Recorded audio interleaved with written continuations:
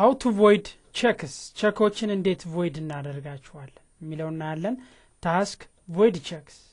checks ይሄ ማለት ምን ማለት ነው ለምሳሌ በፔመንት የሰራ ነው በራይት ቼክ የሰራ ነው ቸኮች ይኖራሉ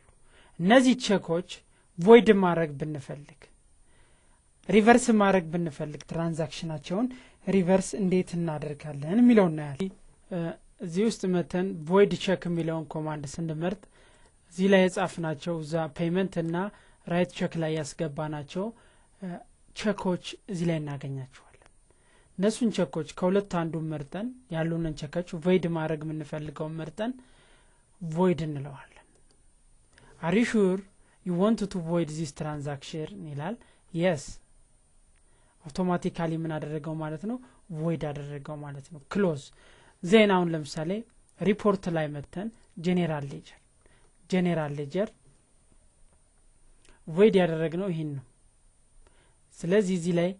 ክሊክ ስናደርገው ምንም ያሳየናል ራይት ቼክ ላይ መጥቶ void የሚል ይታያል here it is ምን ይላል void ይላል አያችሁት void የሚል አለ ማለት ነው ይሄ void ሆነ ማለት ነው ይሄ ቼክ በዚህ መልኩ void የምናደርጋቸውን ቸኮች void እናደርጋለን ማለት ነው